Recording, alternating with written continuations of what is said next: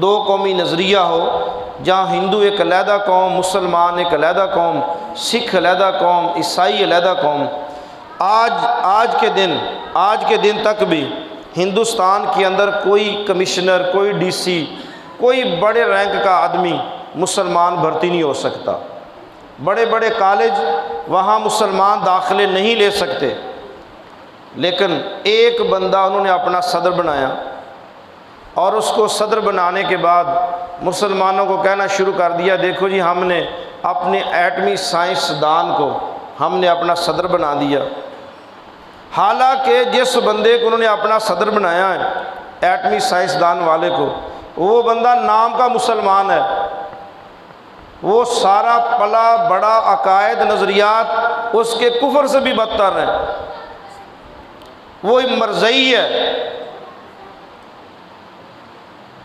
ایک مرزئی کو یہی تو ہم رات دن روتے ہیں کہ جو بھی مرزئی ہے اس کے نام کے ساتھ لکھا جائے کہ یہ مرزئی ہے، تاکہ جو مسلمان کا دھوکہ دیتے ہیں اللہ کی مخلوق اس دھوکے سے بچ جائے، اس کے نام کے ساتھ پلیٹ لگے یا لکھا جائے خانے میں یہ مسیح ہے، یہ عیسائی ہے، تاکہ کوئی مسلمان اس کے دھوکے میں نہ آئے۔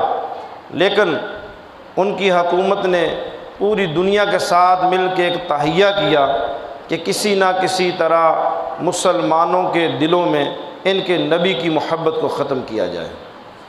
ملک بنا کس لیے تھا کہ ہماری مساجد آزاد، ہمارے مدارس آزاد، آپ کی عزت محفوظ، آپ کے کاروبار محفوظ، آپ کی زمینیں محفوظ، آپ کی ماں بہن بیٹی محفوظ، لیکن کوئی محفوظ نہیں ہے۔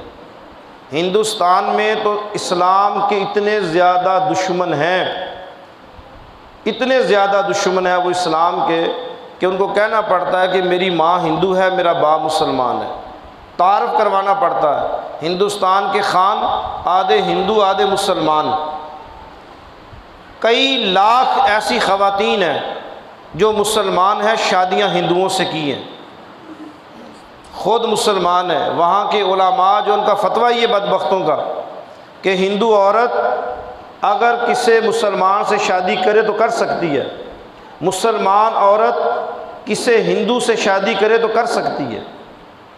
آپ اس فتوے کی آڑ میں وہاں کی نوجوان نسل کا یہی ڈرامہ ہے۔ کئی لاکھ وہاں ہندو لڑکیاں جو ہیں وہ مسلمانوں کے گھروں میں ہیں، اور مسلمان لڑکیاں جو ہیں وہ ہندوؤں کے گھروں میں ہیں۔